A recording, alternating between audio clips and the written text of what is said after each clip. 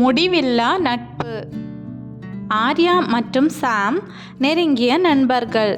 அவர்கள் ஒவ்வொரு நாளும் ஒன்றாக சைக்கிள் ஓட்டவும், விளையாடவும், பிடித்த உணவுகளை பகிர்ந்து கொள்ளவும் செய்தனர். ஆனால் ஒரு நாள் சாம் ஒரு செய்தியை ஆர்யாவிடம் கூறினான். நான் வேறு நகரத்திற்கு மாறப்போகிறேன் என்று சாம் சோகமாக சொன்னான். ஆர்யாவின் மனம் உடைந்தது.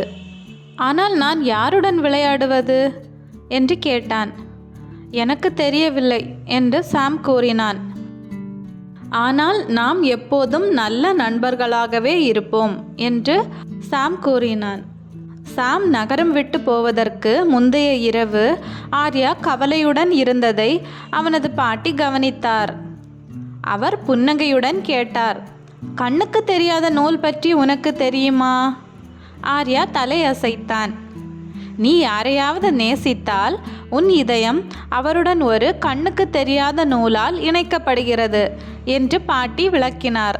நீங்கள் எவ்வளவு தூரம் பிரிந்திருந்தாலும் அந்த நூல் உங்களை பிரிப்பதில்லை என்றார்.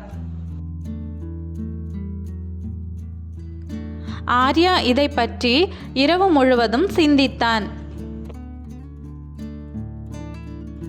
மறுநாள் காலையில் சாமை அணைத்து கொண்டு, நமக்குள் ஒரு கண்ணுக்கு தெரியாத நூல் இருக்கிறது, எனவே நாம் என்றும் நண்பர்களாகவே இருப்போம் என்று சொன்னான். சாம் சிரித்து எப்போதும் என்றான். சாம் நகரம் விட்டு சென்ற பிறகும் அவர்கள் இணைப்பில் இருந்தனர். கடிதங்கள், வீடியோ அழைப்புகள் மற்றும் ஓவியங்கள் மூலம். ஆர்யா சாமை மிஸ் செய்தால் தனது இதயத்தை தொட்டு அந்த கண்ணுக்கு தெரியாத நூல் இன்னும் இருக்கிறது என்று நினைத்து கொள்வான். கதையின் நீதி: உண்மையான நட்பு தூரத்தால் பிரிக்கப்படுவதில்லை.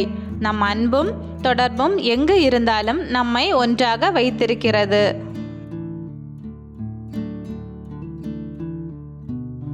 ஆகவே குழந்தைகளே, ஆர்யா மற்றும் சாம் போலவே உண்மையான நட்பு உங்கள் நண்பர்கள் எவ்வளவு தூரத்திற்கு சென்றாலும் பிரிக்கப்படாது.